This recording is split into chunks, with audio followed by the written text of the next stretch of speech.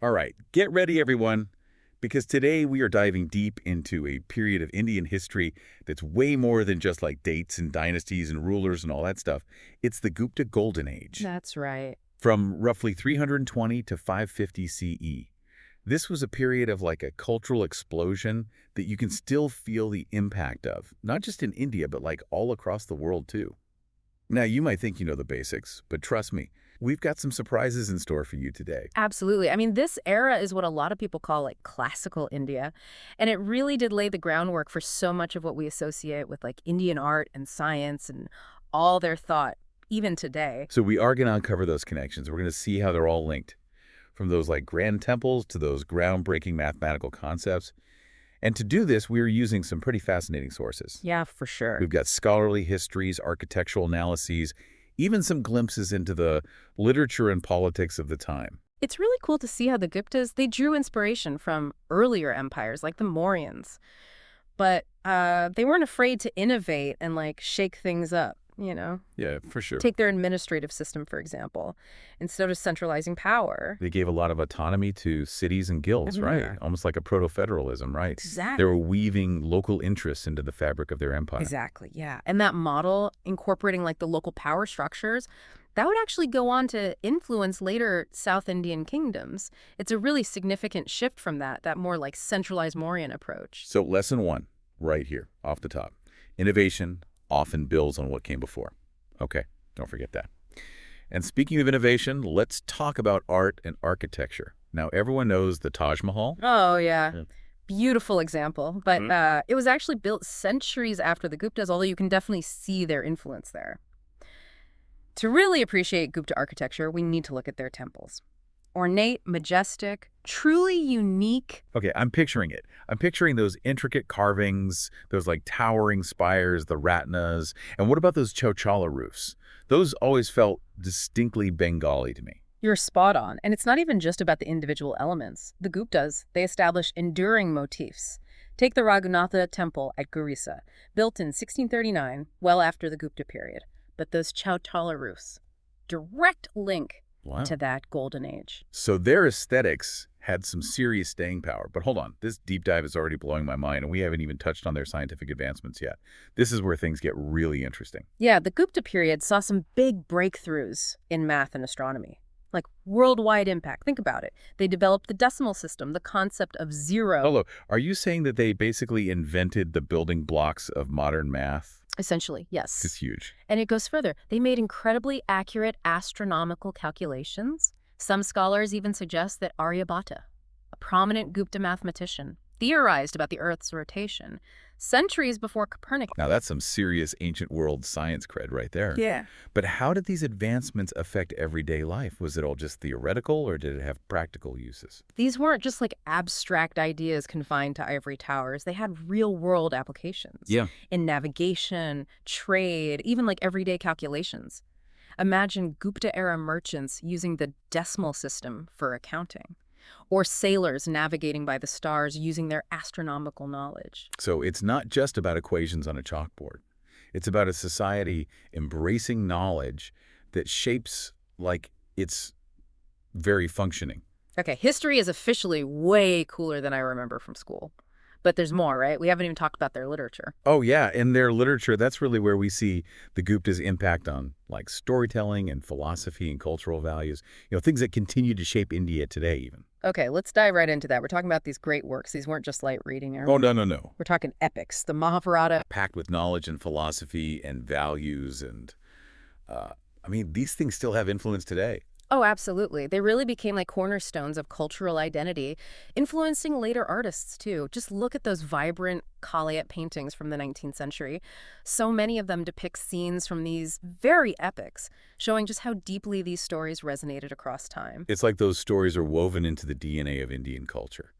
Okay, so we've seen the artistic brilliance, we've seen their scientific genius. What about their governance? How did they manage such a vast and diverse empire? That's where things get a little more nuanced. The Guptas had to strike a really delicate balance between central authority and regional autonomy. They relied on these figures called samantas.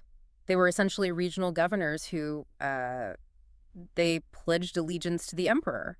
but they actually enjoyed a considerable amount of independence. So it was a system that balanced power, and it helped to ensure stability over such a large territory. Pretty clever. Precisely.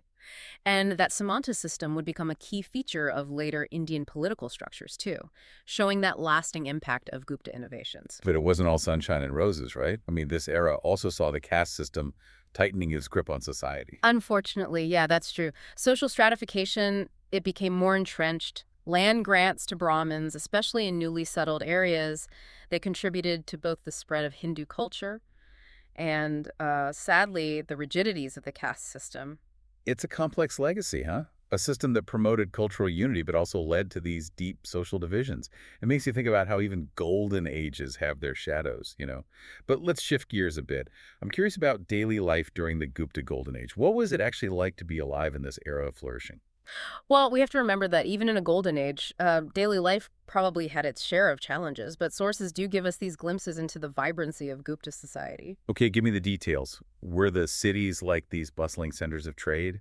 What about the villages? Cities like Pataliputra, the Gupta capital, they were thriving urban centers. Accounts and archaeological evidence show that they were hubs of commerce, attracting merchants from all over. Imagine bustling marketplaces filled with exotic goods, temples with intricate carvings, and scholars debating philosophy in public forums. Sounds like a pretty fascinating blend of like intellectual and economic activity. Exactly. And in the villages, life revolved around agriculture. Farmers cultivated rice, wheat, barley, with a growing emphasis on irrigation and land management techniques to boost productivity. So even the countryside had a sense of innovation.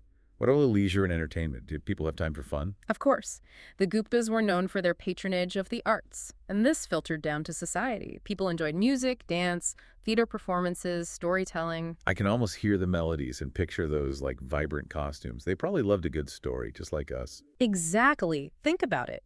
Epics like the Mahabharata weren't confined to books. They were brought to life by skilled storytellers, captivating audiences, transmitting those cultural values down the generations. Entertainment, education, and community, all in one. So a society that valued knowledge, creativity, and artistic expression.